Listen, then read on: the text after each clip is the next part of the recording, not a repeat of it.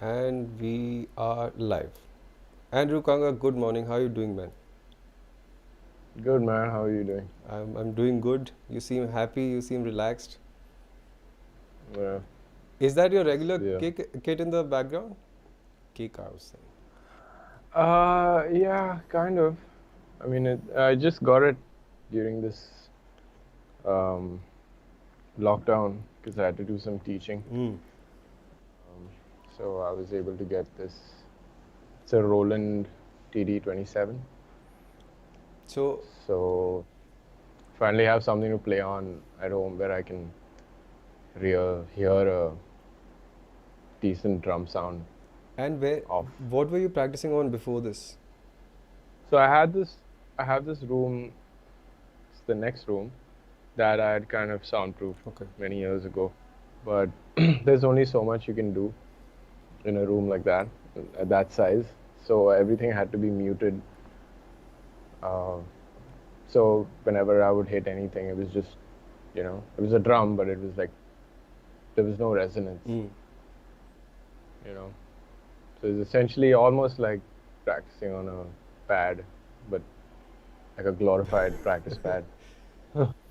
So, then where would you experience that open sound of the drum kit? Were you always practicing like this on the kit which is muted, which can't go too loud at the home space?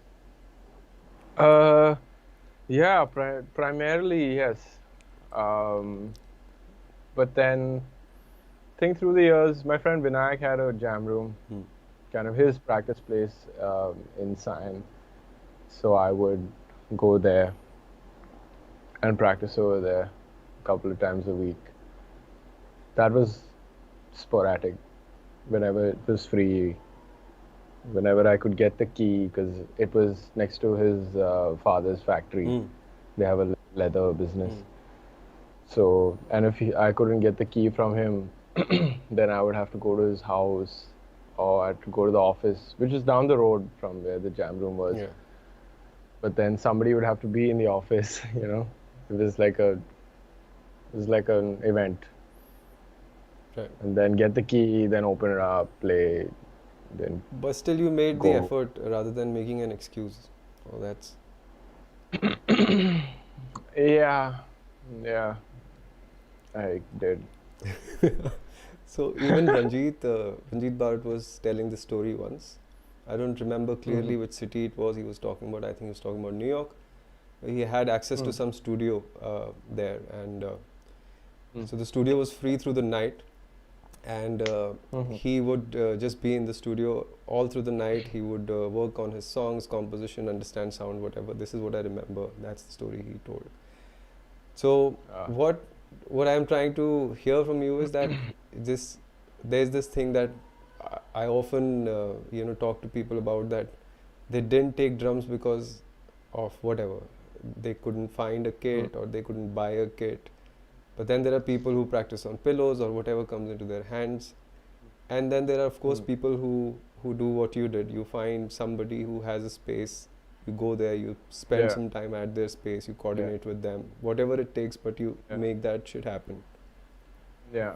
Like before that, I think this was 2012, where I kind of did the soundproofing. But before that, it was all just pads for the first, like, maybe 4 years before that. It was just practice pads. It's very interesting. So So you can't be making excuses then about it, that you don't have the greatest kit in the world. Yeah. Like, I've kind of resigned to the fact that that possibility might not happen now. That's why I got this, because, I kind of got tired of waiting also. And waiting for a good time to buy, justifying it, spending so much money in your mind. But it's an investment, and frankly speaking, it was just long overdue. So it's been great, yeah, just to be able to hit a snare and be able to hear a resonance. And now the technology is also way better than it was, like, even 5 years ago. That's right. So the samples are much, much better nowadays. And even just the drums themselves, the sensors and the that technology has grown quite a bit. Mm. It's like the snare and the ride are kind of almost like a normal size cymbal. Right. They're not like small pads, Mm. and they're from the latest Roland line. So this is a new model, but it's not like the highest end. That's a TD50. Mm-hmm. This is the TD27, but the snare and the ride are from the TD50. Mm. So I realized that I was getting that piece of technology with this in this price range. Mm. And that's kind of like kick and snare and ride are kind of, if you can get those right on something like this, then it'll suffice, you know. Yeah, I think it's going to evolve to some next level shit in the days to come. Yesterday what happened, Elon Musk launched this brain chip, his new company, one of his companies called Neuralink. Neuralink, yeah, the thing So, in your brain. did you see that launch yesterday? No. I was seeing... But I see some of his stuff from time to time. Yeah, so I was seeing some snippets of today, and it's pretty cool, man. I mean, they've designed it for medical support systems right now. So there's a chip goes to your brain, and then there are electrodes. Yeah, they straight away go to the neurons. So the chip is directly talking to the brain. The brain is talking to the chip. So they have this whole understanding of what's going on. Yeah. So if your brain says move your hand, the chip understands it. It even maps it out outside on a computer that your brain is asking to move your hand. Now, then somebody was saying that they're trying to fix people's disabilities, like who can't walk, who have spinal issues and all that. So, I think the signal doesn't reach the leg, for example. They're saying if you plant two chips and you can understand what the person wants to do and is not able to do because of some sort of a break in the link of your body's function, then they put another transmitter there after the function, the break of the function is over. So you put another transmitter and you tell the leg to move. And right now it's working very precisely, which essentially means that as musicians, we are constantly working on what we think we can play, right? Or whatever we are thinking of, we can execute in terms of talking and all. And he's even talking about that, how memories can be recorded and replayed. So if you want the memory of Virgil Donati in the future, and you want to plant it to your chip, and you want to play his songs, well, it's just a matter of time now. It's like the Matrix. I was just thinking about that the other day. Yeah, where you can get drummer presets and just put them in your brain, and then. But then that might take away from, like the whole aspect of music. We don't know yet, actually. We don't know how it's going to be, what humans are going to do later. That's true. Yeah, that's but true. Then he's like, guys, I'm sorry, but the future is going to be really weird. It is going to be weird. Yeah. And it's true, it's just a beginning, man. And it's very interesting how it's all happening one after the other. But let's see where it goes. He's going to make something out of this world that we'll really be thankful about. So, correct. You started kind of late in your life, right? To play drums and all. Kind of late. You were not like... I started doing it seriously late. But initially, like when I was 18, I took my first legit drum lesson. Before that, I didn't know what practice was, or what there was to practice, or if there was anything to practice. And it's just mostly listening, and I used to play a little in church. But yeah, I had no idea about that side of it. And a friend of mine used to go to this place to study vocals with Shefali Alvares. And one day he was like, man, this drummer Gino Banks, man, he's sick. Like, you should come check him out. And I was like, oh, that guy. Yeah, because I saw them play at Malhar, which is the Xavier's festival. And I was like, shucks, this can be done on an instrument? Like, wow, I've only kind of seen this in like videos and, things like that. Yeah. So, so my first year of college, senior college, I started going for drum lessons. And it was Jai, Gino, and this other gentleman, Sandy. Yeah.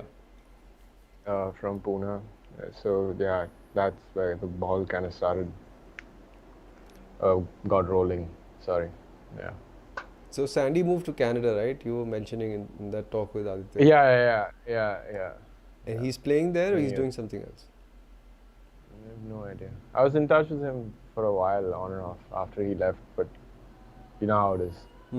10 years later, like, people, I don't know. So the moment you realize that now you have to study, you have to practice, when after that 18 years of age, when you got your first lesson, when was your first gig that came into action that you could go and play it properly and you were in that circuit? Like what? Like what kind of gig? Like a gig that you were playing as a professional drummer out of church. That this is a band you're a part of, or you have been hired to do a session.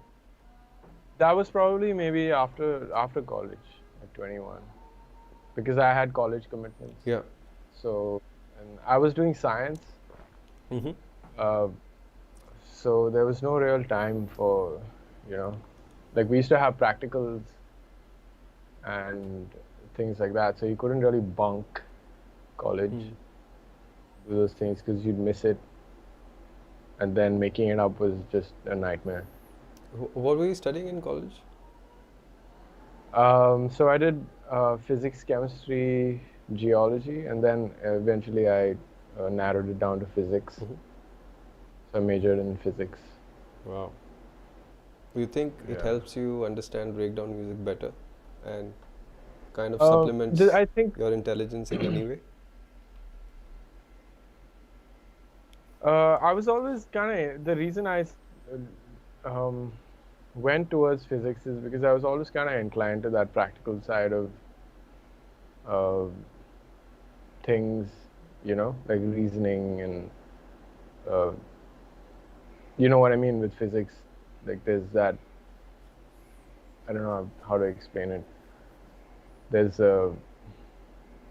like you have to do experiments to get certain outcomes and readings, and like there's formulas and etc. And that's what kind of I gravitated towards compared to the other things of chemistry and biology. And in school also I just had some inclination towards physics. I went to an ICSE school, so the curriculum was a little more say engaging compared to an SSC syllabus. Practical, you're not just taught things that will probably help you in real life. Okay. To a certain degree, in that sense. But I don't think that it helped me in any way, in that sense. Because also it wasn't like I was like a physics nerd, At that point I was just kind of doing it to get it over with because I wanted to get the drum thing started after I finished college. So I wasn't that committed to it, if you want to call it that. So the practical aspect of science that you were interested in, what happens is when you just jump into learning music, the issue that a lot of people face getting into music is the streamlining of the thought process, that I have to do A, only then B will happen, and when B happens, C will happen. Oh yeah, that was always there. Yeah. So like my first year of drum lessons, talking about the A to B thing, because I had been playing for a while, my hands were not, like my left hand was way weaker than my right hand. In terms of even grip, I was doing like something weird, like it just wasn't right. So I realized that I couldn't practice the compound things with both hands. I couldn't just start shedding all the rudiments and everything because my left hand was lagging. So for that year, every day I would just sit and practice left hand, and I was like, cool, after this 1 year, it'll be at a decent space where I can start taking on more things with both hands. So that first year I was primarily, because I was at A and B was the complex things. Right. So in order to do B, I had to kind of fix that guy. And then, yeah, obviously, then my left hand became a little better than my right hand. So, and how are you setting a goal which is 1 year away and still staying consistent with it? Because that's an issue that we decide things to do for a year or 2 years or even a month sometimes, and it's just hard to get to that point. Um, I think that's a very personal thing. Also depends on what phase of your life you're in, you know, and how much how much is riding on it. Like for me, everything was riding on it, you know, because as much as like I liked to just play and have fun, I also had to, I don't know, I just wanted to be as good as I could initially, so that when I finished college, I was in a position to at least be able to teach and be a half decent drummer by then, you know, with still a lot to learn. But at least that minimum amount, you know, where you show up for a gig and you're the new guy and people are not like, oh, this guy, you know, So, no weird faces. right. So you wanted to... You get what I'm saying? Yeah, I understand. You're saying you wanted to do a proper debut. You wanted to finish college and not look for another job, but you wanted to make this everything for yourself.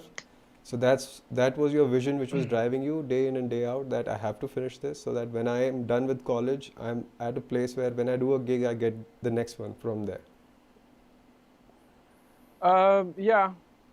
Yeah, in a sense, yes. But also just wanting to be, you know, like once I knew there was more to do, and once I realized that like I can access all of this other stuff in the drumming world, if my basics are in place, you know, I think that drove me more, as well as, yeah, being a professional musician. I think if you do that, if you work on your craft, just as craft, the other things will also kind of, you know, fall into alignment along the way. Okay. If you kind of do it well. So there is this thing where people and get stuck, which is practicing technique, getting the skill right, getting the technique right, and then from there transitioning to music somehow becomes a challenge. Somehow becomes something that I have to get these triplets right, only then I'll be able to play that song properly. For you, the thing is that your pace of progress was such and still is such that whenever you're playing a gig, then the next one, then the next one, there's visible growth. And I know there's something else you're thinking of. There's some other sort of discipline you have in your head, which is helping you do this transition very easily, which is if you're practicing something at level of technique, you're able to execute it almost immediately in the gigs to come or days to come. How are you doing that? I'm happy that you think that. For me, it's been a constant point of examination, if you want to call it that, because I went through a lot of what you're basically saying is that transitioning from just mechanics to music. That's correct. Yeah, and that's a process that is very personal, you know, for everyone. It rides on everything that you've ever practiced, the level of intensity that you've practiced it at, the clarity that you've practiced it. Well, let's say there's a gig you want to put a specific thing that you've been working on for the last 6 months. Do you consciously step into it that today when I take a solo, I'm going to put those quintuplets in that 4 groove or whatever? So if you've been doing it for 6 months, it'll kind of transition over to I want to say the right thing here. So, like when you're in an improvised setting, like you're never going to be completely left brain. I think left brain is the creative side, no? I don't know, bro. Which side of the brain? Whichever side. Okay. So you're always going to have some level of, the other side kind of guiding you, because you can't do it only with your creative side, right? Because everything you're actually physically doing is happening from the other side. It's the left side of the brain. I just read the correct side. Left side.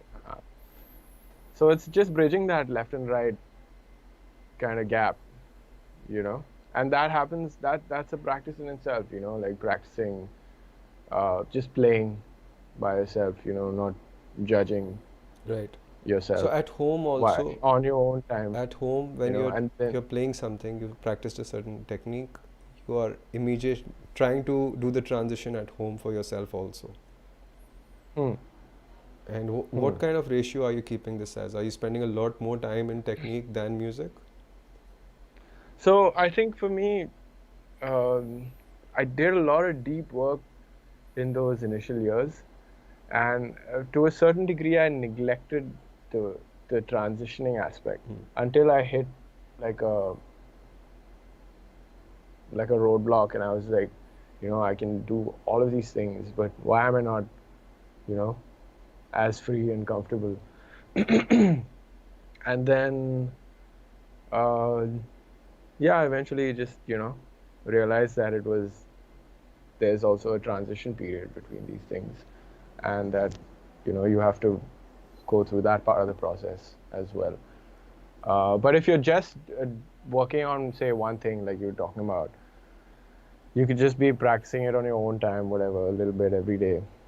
And then, when it starts to feel better, it'll start coming out in your playing, when you're playing on your own time.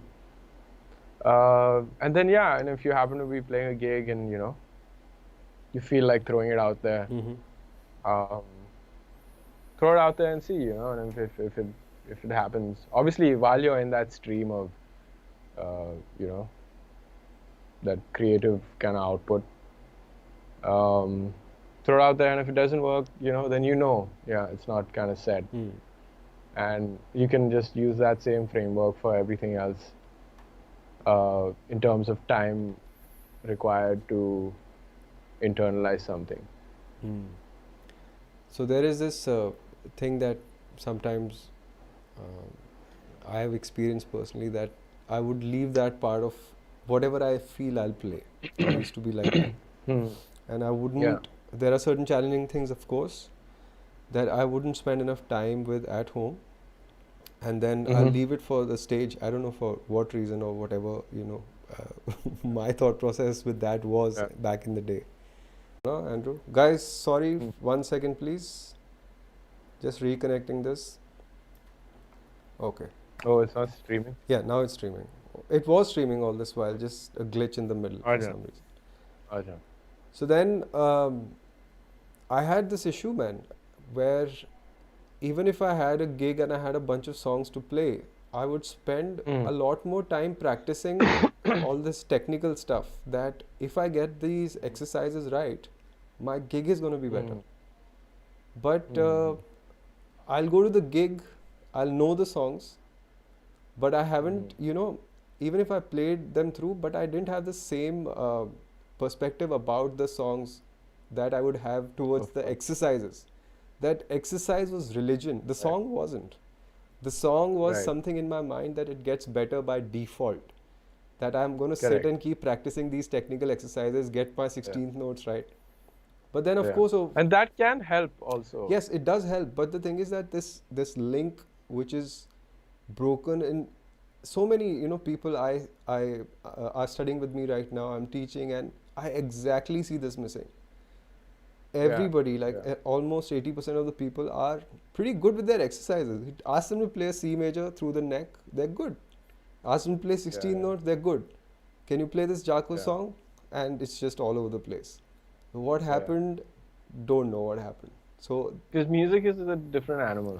That's right. Altogether. So now, as a rule, I've limited, for me, in the beginning, I limited it to half an hour of whatever, physical motor skills I want to gain. It's just half an hour. But rest of the time is music, and we work backwards. So even the curriculum Yeah. I'm designing now for the courses to come, it's all backwards, that this is what we want to achieve. We want to end of the day play Yeah. a song, you know. We don't want to just Yeah. play an exercise again and again and again and just That's true. you know Yeah. get good at the exercise but the gig sucks. That's something. Yeah. Then of course I learned with Yeah. time that it's not working, sat with myself, talked to people, and then that's Yeah. what came Yeah, out you- of it. You got to spend more time playing music rather than just Yeah. spend hours and hours trying to get your motor Yeah. skills right, which is good. I mean, but there has to be a serious balance, and the ratio needs to be Yeah, there has towards to be, music yeah. much more. Yeah. Yeah, and that it comes from everyone's awareness of, and how real they can be with themselves. Some people can be delusional, and just play rubbish and think, it's great. And you know what I'm saying. So yeah, that level of awareness I feel comes, if like you said, like you were seeking out a way to get yourself out of that kind of rut. Yeah, actually, And I'm sorry I'm cutting you, but I remember something that I talked to you about it as well a few years back. I told Right. you I don't like my bass playing, and Mhm. I think it sucks. And you Oh, you shucks. said a very nice thing to me that time. You said that, okay, I hear you. You don't like your bass playing. It's fine. But tell me That's right. exactly what is it that you don't like in your bass playing. I really didn't have an answer. I said I don't know, like everything about it. He said it's not. You said it's not everything. You have to Yeah. pinpoint the problem and then you have to work on that. And Yeah. we didn't interact much after that for some reason. I think we didn't play gigs or whatever. But I took that point very This must seriously. have been like, yeah. Oh, shucks. Yeah, yeah. Like seriously. Yeah. And of course, there are. I don't remember this. I know. I mean, all conversations with you are just like they're kind of 300 BPM vibe that they just come and go before you know. So I know you don't remember it, but it was very important for me to get that point from you that hey, I need to microscopically figure out my issue with what I'm not okay with. But then yes, I Yeah. mean I started working on the things very pinpointedly and it helped over a period of time. And Right. I'm thankful for that. That piece of advice which you don't remember really worked for me. But That's wild. also, the other thing is that there were some personal emotional issues that sometimes stopped me from Right. really looking at my music or work Yeah. related problems, which I got, got into Right. sorting out later in my life, went for Right, therapy right. and all. And then things became much easier to look at, to talk about, Right. even to talk to yourself. And once those Yeah. emotional barriers were understandable, were, kind of, I could condense information out of them, then I could relate it to music, and the whole journey became much, much, much easier. Much easier. Right. So for you, Yeah. I know you've studied some book with funk. I was listening to Aditya's that interview you did with him.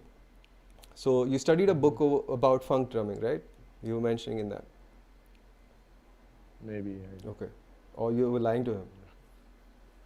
No, there's been quite a few books. So. Okay. So then it's a good thing to ask is that how if one has to choose between books and transcribing, you think books is an easier way to go? And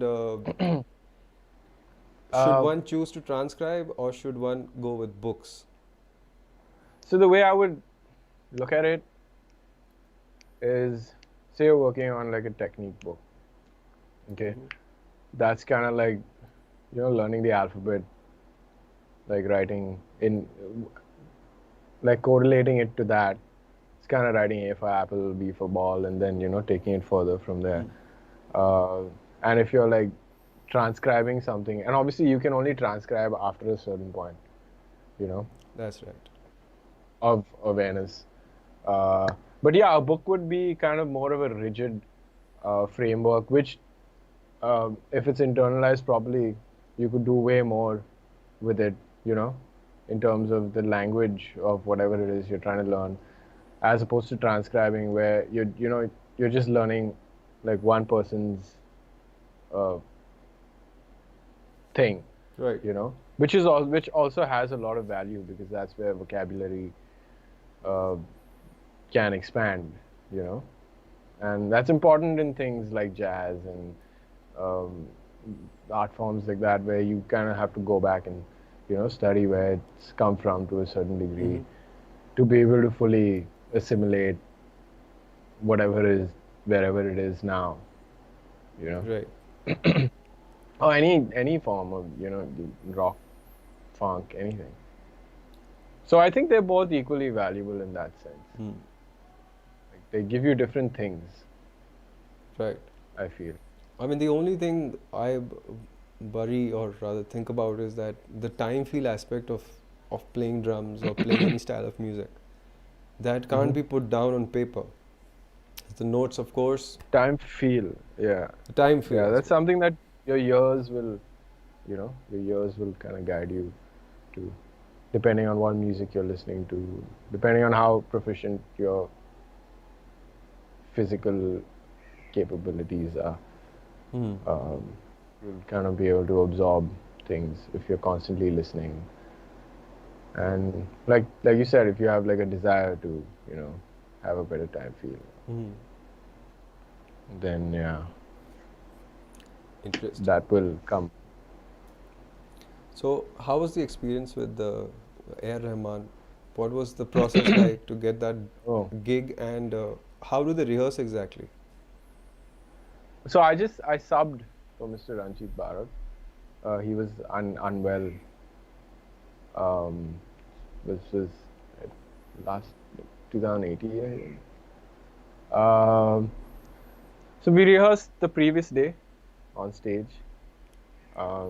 He wasn't there, and because usually that gig is a 2-day kind of event where you go to the venue a day before because the production is massive. So yeah, we ran the set through, and then he came in the night because like he's a night person, I think. And yeah, we ran the set again, and then he was fixing certain things with different musicians, and yeah, then again the next morning, afternoon rather, we ran it again. I ran pieces of it because we didn't get to rehearse. And there were some new singers that got added on last minute. So that happened. And then, yeah, just play the gig. Nice. After that. Yeah, it was like the most professional environment that I worked in. Obviously, like other gigs with Salim Sulaiman and Amit Trivedi and all of those are also extremely professional. I guess with this one I felt it more because it was just very last minute in terms of like the rehearsal being one day before the gig, that to not even at like a rehearsal place on stage, like. So yeah. Do you feel any kind of discomfort when you're just attending a gig or doing it for the first time when you have to do it absolutely perfect? Because there's this notion that to play a gig right, you have to play the same set many number of times. But in your case, you get everything right at once. Do you feel some unease, or you're good once you have played it? I wouldn't say that. No, I'm not perfect by any stretch of the imagination. But I think it just comes from knowing what is expected, even from the music. So like knowing what you need to chart out, knowing in terms of parts, and also listening to the other musicians in the band while you're listening and charting your drum stuff, and yeah, making accurate assessments of the charts and all of that, and then just being present enough where you like you said at the first go, just being able to play it, obviously with having your charts in order, because there's no way you can remember like 35 songs, especially like during season time when there's like 50 other things happening, and you can't say, oh yeah, today I'm gonna trust my memory. That might fail you, and the consequences are are not pleasant, you know. So yeah, you kind of have to deliver and and know how to, like, if you're not confident of something, then do everything you can to make sure that there's like a minimum level of like a 95% success rate, you know, with everything that you've charted. Like ask questions, you know, like to people in the band, like do all that prior, you know, so that when it's time to, like, you know, at sound check, you don't want to be stressing about these things, you know. But yeah, that's kind of just trying to be prepared as possible. Nice. And how are you learning a set altogether? You just play a song one after the other at home and chart it out? So initially,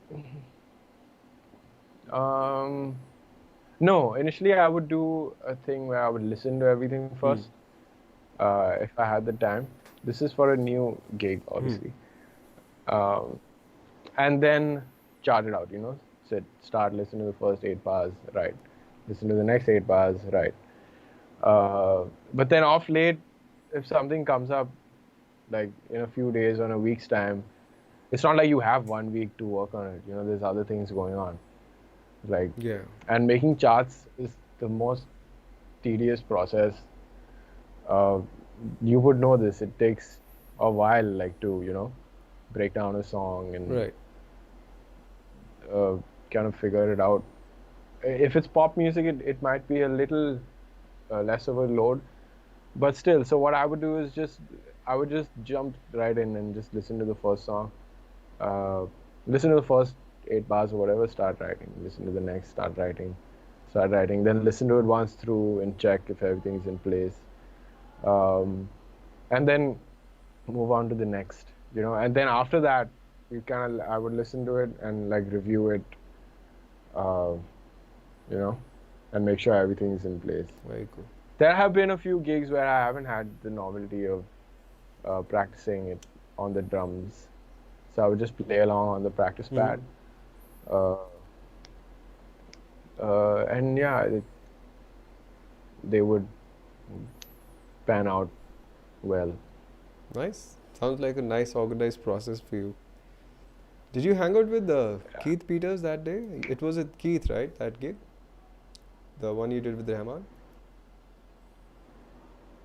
Oh no, Ellen was playing bass. Ellen, I don't know. Yeah.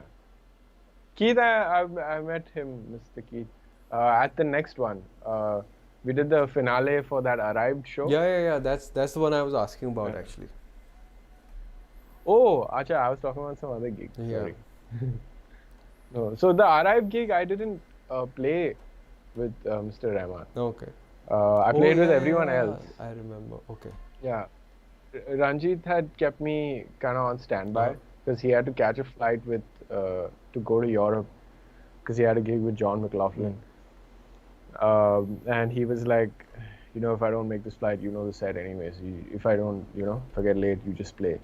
And I was like, yeah, okay. But then, because you know how shoots are, you know, shoots take forever. Like, but thankfully that event was, they said it was live, but then it wasn't live in the sense that everyone played just one after the other. Yeah. But everyone got like one take.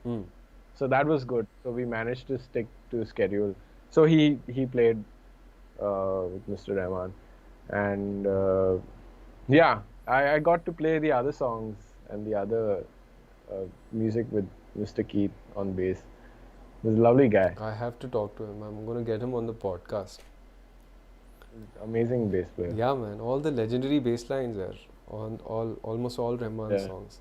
And there's a short interview of his on the internet. Somebody has taken it. But I would like to talk to him more, man. Because, you know, these guys have so many stories. I mean, even trying to get Carl to the podcast, somehow not been picking up the call. So I have to maybe just go to his house and ring the bell. Sir, please just sit here. I'll sit here and we'll put some cameras. We'll talk. Because, you know, there's this bass players group right now. That's true. and he's got so many see. stories to tell. He posts pictures there with Jaco Pastorius, Herbie Hancock, and then he'll have this. So he's active. Yeah, he's very active. He's really writing things on that group. It's not a Facebook thing or something. It's a WhatsApp group of all working professionals, bass players particularly. Right. So everybody's there, almost everybody, even Keith, and even Loy's dad is there, who used to play bass or something like that. Lovely. And I think Warren's dad is also there. It's a bunch of people, like really, really old legends who have been around forever. Right, so Carl tells all these amazing stories in there, man. And I read them and I'm so fascinated. I'm like, this needs to be talked about over the podcast so that people can hear how things work that time and how different it was. You should just pay him a visit. And yeah, I think I'll just go with a friend of mine to, just tell him that carry a couple of cameras and let's just go and get this done. He did one with Mohini recently on a show. What a mellophile wants. And that was like 40-45 minutes. And there's stories in there as well. But would be lovely to talk to him, man. I'm really kind of waiting to talk to him. That's going to be super fun. So what's your day like these days? Are you practicing? Are you not practicing? What are you up to exactly? I am, now that I've got this. So I also teach at NMIMS. So that takes up some time in the afternoon. And then there's some kind of admin stuff that you have to do as well related to that. So that, I just play a little. And right now, just things are strange, Like, ideally you would be doing something somewhere, but now, there are responsibilities at home. There are no maids. So, you gotta stick to your day of cleaning the house, try not to miss that. That's right. Otherwise everything gets, things like that. Yeah, and just, I'd watch like a TV show once in a while. Is there a routine you have on a daily basis in terms of practice and? I used to, but right now I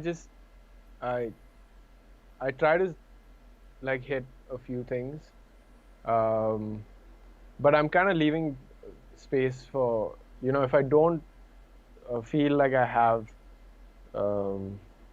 like the concentration to do it, or like kind of like the steadiness of mind or whatever, I won't do it. Okay. Because I don't believe in practicing just for the sake of practicing anymore. Because that after a point can be counterproductive, because you're not going to internalize things as deeply. And even when you're just playing, if you don't want to be there, don't be there, But in the process of having those experiences of, alignment or whatever you want to call it with yourself when you're practicing, those lead to more, and eventually you can like streamline it. And that's why you and these are things that have been around for ages, in the Indian classical traditions and everything of like practicing with an intensity which is almost like a meditative state. Right. Right. I wouldn't even call it, I mean, some people might get thrown off by that word, but it's state of flow, being basically.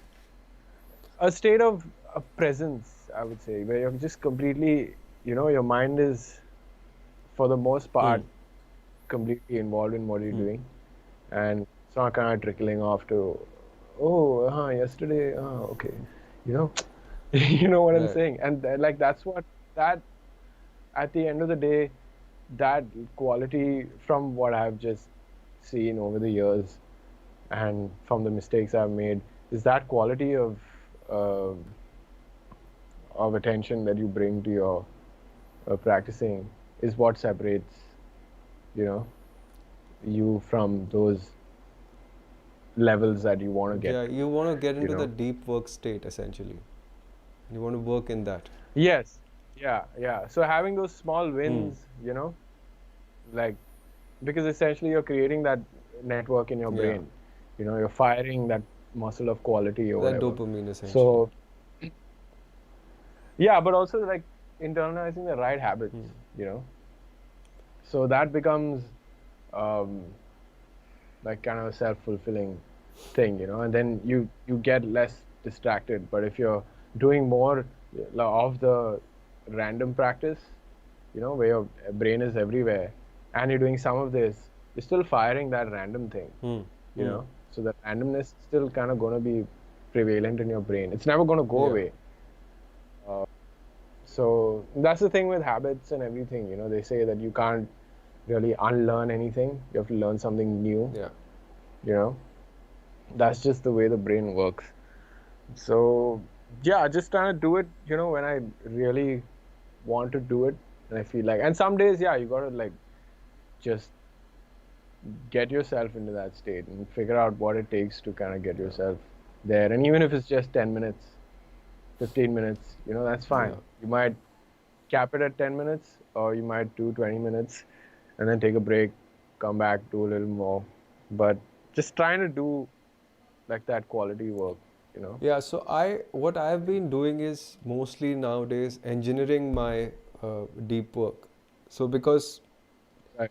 what happens is the tricky part is that sometimes I don't feel like practicing, but the moment I sit down to practice and start playing, I have a blast. I enjoy it, and I'm busy, you know, Yeah. trying to complete my goals.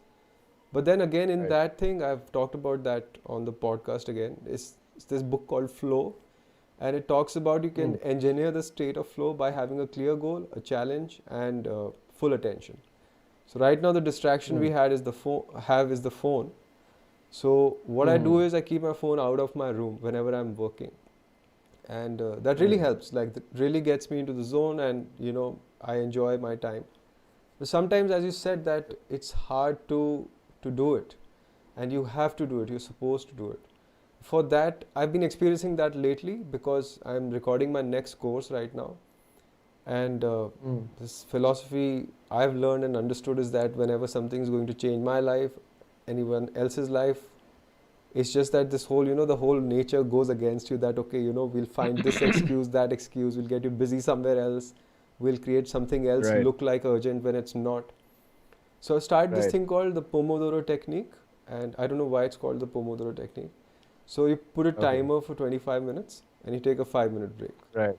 And Yeah. and then you do it 4 yeah. times, 25 minutes, 5-minute Right. break. 25 minutes, 5-minute break. Okay.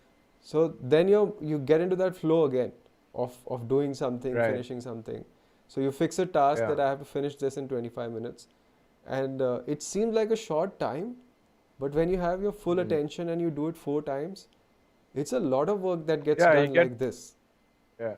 Yeah. And then, you know, you'll notice in a few days just things happening much easier. You know, like in terms of whatever you're working on, like because of the level of like distraction that we have today, you know, it's just the way life is. It's just completely like we're different humans from the humans of, say, you know, like the 70s, Yeah.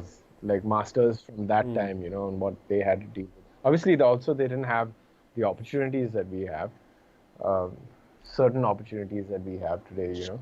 Technology brings, there's a lot of good as well, you know, but in terms of access to information and things like that. But yeah, the attention thing is what is what I think separates, you know, like good from the great, I would say. Yeah. I mean, Because some people have it naturally, you know. Some people just grow up in like pristine, loving, stress-free environments, you know, and their brains are set for that, you know. I have a few friends that are like that, you know, and they can just be there and do that, and you know, obviously you work towards that over your life, and now it's not a big deal, you know. But in that initial time when you're like, what's wrong with me? You know, why am I stuck in the mud? I realized that these things are important, you know, like your backstory and all of these things, and you just need to course correct at whatever junction and like just quit complaining, because like there's no point. Like, because anyway, you want to go to that place anyway, so just go now. Enough. Like, make up your mind and sit down and start working. Yeah. So I agree with you. I mean, I don't come from a musical background, so I just have to put a little extra work in a different manner. Because my answers, my questions rather, if I talk to somebody who has done music for generations, they don't really. It's different. They don't really have an answer. Won't be able to fathom. Yeah, they don't even understand like what my problem is or was, whatever it is.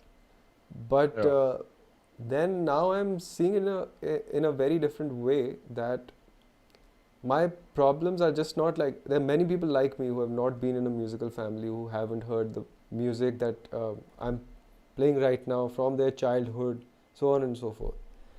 So, but the cool thing is that I'm finding hacks around it, that how do you make it happen if it wasn't your environment? How do you do you play Jaco Pastorius today, or Tower of Power today, or D'Angelo, whatever? When you grew up listening to Jagjit Singh, how does that work?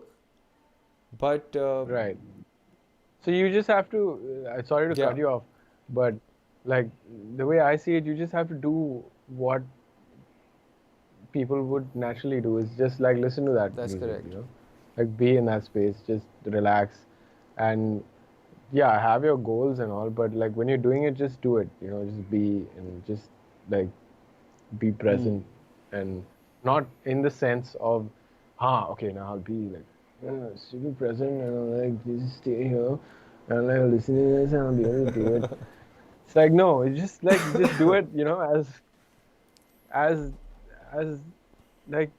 the part of like doing anything, like drinking some water, you know, just do it and do it and do it. And eventually, because that's the only way that things kind of happen. Oh, just have to do what's been helping me a lot is to do these deep listening sessions. Now, it's not like active listening that I sit down and hear an album just being inside a room, because the volume of music that's available now is a little too much.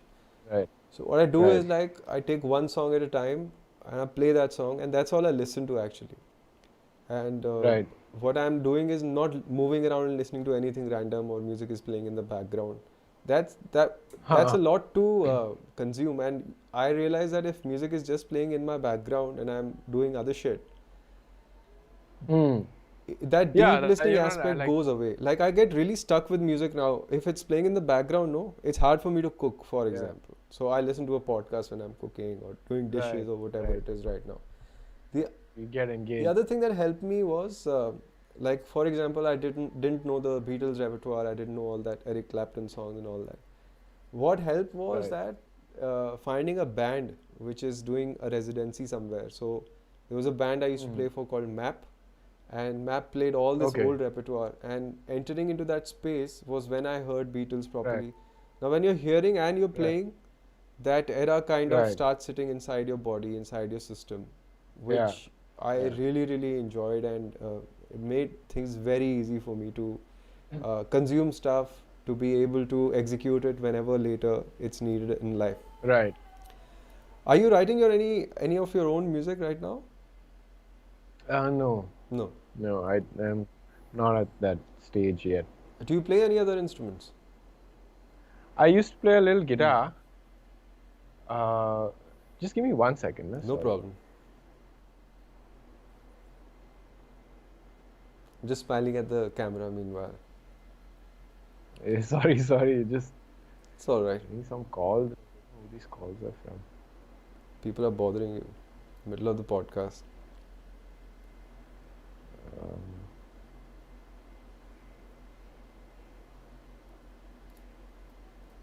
It's strange. Amazon guy maybe, but I haven't ordered anything. Oh yeah? Anyways, yeah. Weird. That's okay.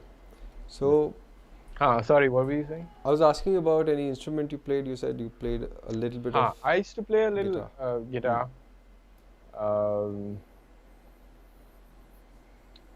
But and a little keys, like I used to play scales. But I haven't like explored the sitting down and writing part of it. Like when it happens, when I like feel like doing it, I guess I'll do it. What's your take know? on people almost saying it very religiously that you have to know another instrument to be a better drummer? What's your take on that? You should, yeah, you should definitely. But I mean, like that initial thing of playing little guitar really helped me. Just to help your ears, you know. Just help you be able to, even if you can't pinpoint exactly what's going on or exactly what chord it is, your like ears are still kind of tuned to that melodic aspect of music, which is important, and you might pick it up at a different stage, you know, but it is important. Nice. Because it kind of gives you a well-rounded, like then when you're playing in a band, you're not just thinking about you and your groove and, you know, this is my time grade. No, you're just like relaxed, listening to everything, and you play less, more selflessly. You play more selflessly, I think, in that sense. That's interesting. So you don't engage extremely with social media, at least when it comes to posting stuff. Right. But still you have work, you play with all the cats, you are the guy when, you know, some other big drummer needs to sub and he can't figure out, like if Gino can't figure out what am I going to do, I have this other thing to do, and doesn't matter the level of the gig. They don't look at social media posts, they come to you. And what's your take on that? That is it necessary for a musician to deliver a great gig more, or should they be all out on social media posting snippets and this and that? I think primarily the gig, obviously, because, you know, if you're like, you got some great videos and pictures, but then, you know, you mess up a gig that has consequences, you know, that would not be a good scenario to be in. But also, I don't know, you know, this kind of blew up. Like I got on Facebook, I got on WhatsApp in 2014, I remember, like, which I think must have been late. I don't know, WhatsApp was around before that, right? I don't know. I'll just check actually. No, whatever. People started using it at different times. But like, and then the Instagram thing, I got on Instagram in 2016. And I have struggled, yes. But also in terms of posting, I would say that, like if I have a gig and I'm out and, you know, there's something to post, yes, I will, you know, I will post. But like if it's just like a rehearsal or something, you know, I'm maybe old like that. I don't know, like, but now that I have this kit and, you know, I just need to get some lights and I'm waiting to buy this pack of drum sounds, which after I get that, you know, then I can now start putting out videos. And earlier it was, I mean, I didn't have a recording setup in there with everything muted, unless you wanted to hear like cardboard boxes being beaten, you know. You get better videos of that on YouTube. Yeah. So I didn't have that. I guess if I had that, I would have done more. I have released some things, and yeah, probably soon. This year, definitely before the end of this year, I'll put out some videos. But as far as like the regular posting, yeah, I don't know. Like I said, if there's some, like if I'm traveling, if there's a gig, if there's something like for this, you know, I shared this thing, you know, so like, I don't know, I'm probably not the best guy. Yeah, I mean, there's mostly something that means something to you. That's what you want to share. You don't want to share your next cup of cake and things like that. Yeah, and that's cool, you know, if like people do that, it's a different you know, thing altogether. they use, using it for different There's different things. joy in that. It took me some time to understand that aspect of it. Initially, I was like, what, I was quite kind of like, demeaned it a little. But I got over that. I kind of grew up out of that. It's a good workspace altogether if you use it like that. Like, it's very easy to get Definitely. stuck in that scrolling thing. So what I try to do always is that use it consciously, that what is my outcome right now if I'm scrolling. Am I looking for something? Am I looking for a specific post? Am I posting something? Because that thing can go on, it never stops here. Scroll down, scroll down, scroll. So that's what I'm trying to practice most of the time. Sometimes I'm good at it, sometimes I'm not, but then I at least know where to steer back to. So I'm not lost in that world and realize that, oh, 2 hours are gone. So, but in terms of reach, yes, man. I mean, when I put something out, I put a post and I share it on social media, everything changes about the post. Like I'm very active on YouTube, putting content out there every week because of the channel and everything else.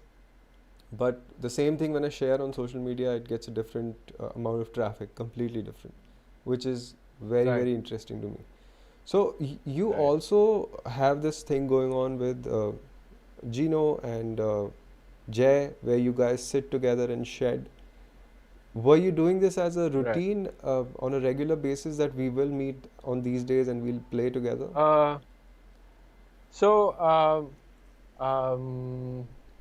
I think we did it fairly regularly till maybe mid 2015.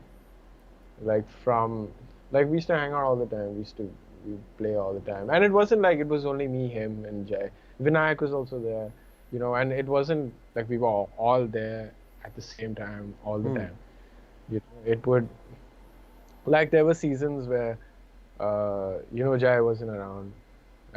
We would just play. Other people would come by. We all trade 8s or 16s. So it was just, I think at that time there were gigs. This is like 2000, say 11 to 15, 11 to 15.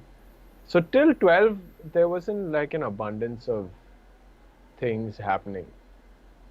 For me at least, till 12, 13. Like, so whenever we were free, which was a couple of days a week, like we would just, it wasn't like a routine.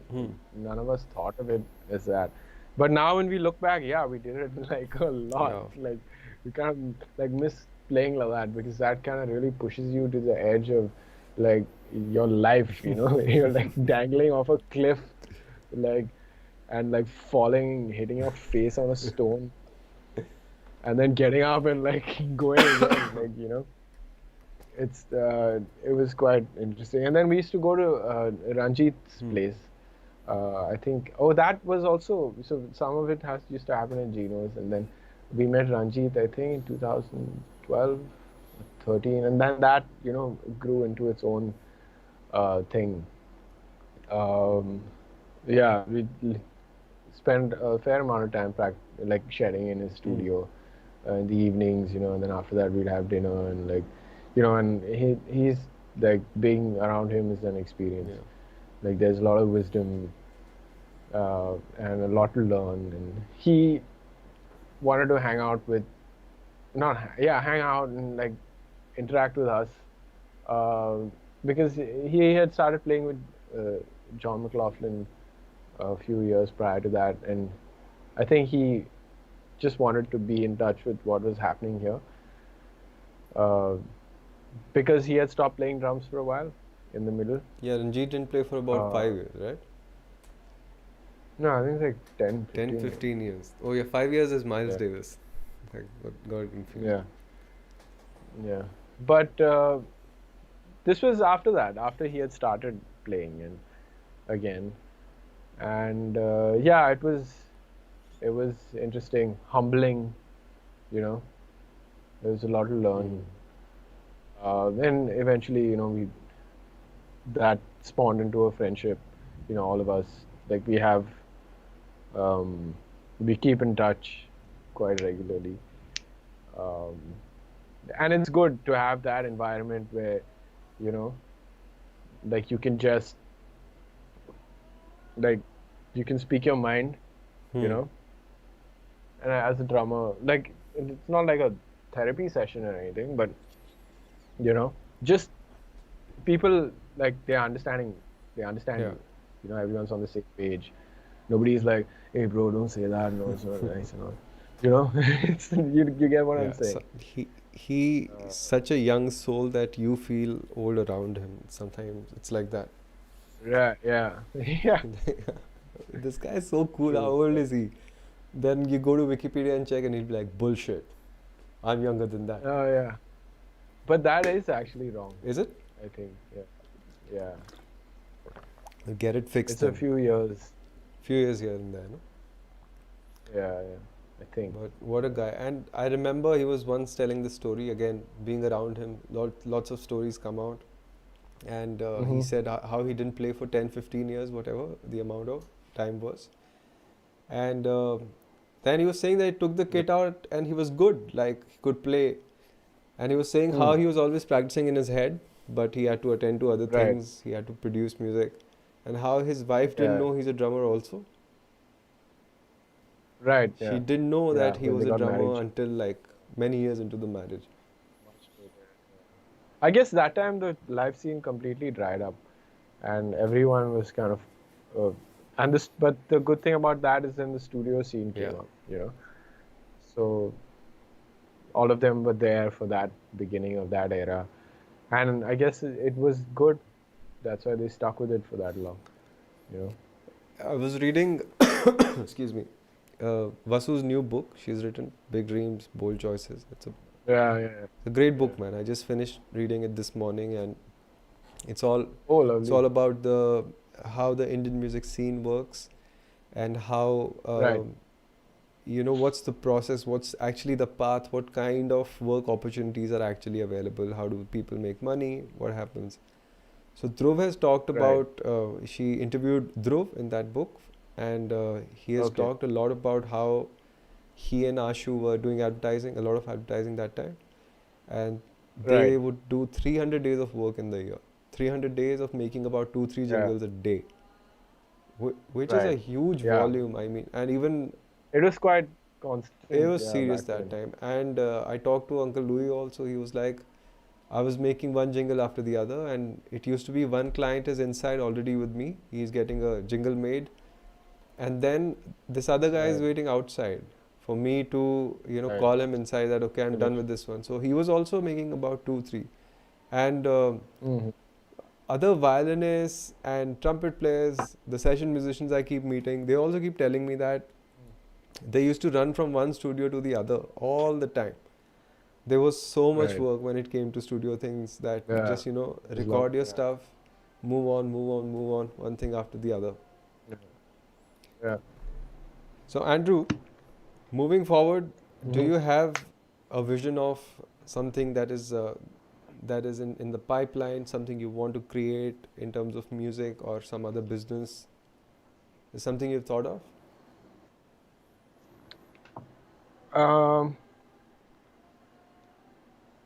There are some things, but they're kind of personal, so I'll probably talk to you about them privately. That's okay. But with regards to music and teaching, I don't know what's going to come of this pandemic situation, you know. So it's good to kind of keep like an open mind, because you need to be prepared for the fact that, you know, you might have to start from scratch again. Because I don't know, I don't want to put anything out there that people will watch later and be like, nothing happened, you know. But yeah, just, I don't know, let's see what comes of this, you know. Everyone will kind of have to adapt. But it's a good thing you have the NMIMS thing going on right now. Yeah, that had been on the cards for a while, and I was like, should I do it, should I not do it? I want to play. But then I also like to teach. And then, so this happened, And again, for the first 2 months, I didn't think that was going to happen. I didn't assume that students would join, you know, because the world had come to a standstill. But thankfully, yeah, more people joined this year, I think, at least for drums. And so that's been good. Yeah, the students are good. Hopefully, get some good drummers out of there in the future. So Gino is also teaching and you're also teaching. Both you guys are teaching. Yes, yeah. He's teaching third year. I'm teaching first and second.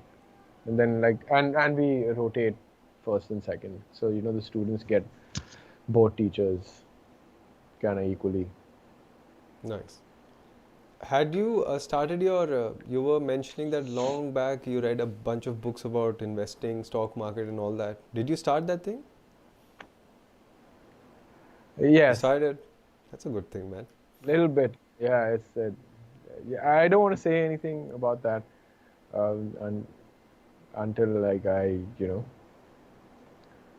I'm confident enough to speak of it. I get it. Rushad kind of vaguely mentioned that he's into it. He also, we talk every now and then. Yeah. He's your that's interesting, man. No, as in just chit chat. Not about the stock market much. Some things related to that, but like not nothing specific, you know, like just the current environment and all. Just banter, you know, and it's fun because it's something different to talk about, you know, other than paradiddles and Miles Davis. But musicians rarely talk about music, no? Most of the times talking about other stuff, bitching and all that. Yeah, so sometimes it's hard to talk to other people also because they just want to like talk about music, you know, like, and then it's like, oh, so what do you do? It's like, yeah, bro, I've told you like 50 times. Stop asking me. You know, it's like sometimes it gets a little overwhelming. Not overwhelming, but it's just annoying. But it's fine. Whatever. Yeah, I get it. Cool, man. Andrew, it was really nice to see you, first of all, after so long. I don't even remember how long. Yeah, it's been a while. Yeah, it's been a while. So thank you so much for coming to the podcast. Eventually, it's going to be a in-person thing. And when more good things happen in your life, and I'll call you again. We'll do this again. In person? Yeah, I mean, we'll set things up. I'm trying to get a little space done up so that lovely. Sit across a table and do this properly. Lovely. So it's going to be some time before that happens. I think this pandemic thing needs to calm down a little more. Yeah. And then I'll start doing it in person with other people. So it's going to go on for a while. Nice. Lovely. It's a great initiative. Thank you for having me. Thank you, man. Thanks for coming. And I'm going to hang up the call now. Take care, buddy. Take care, man. Bye. Bye. Thank you, everybody.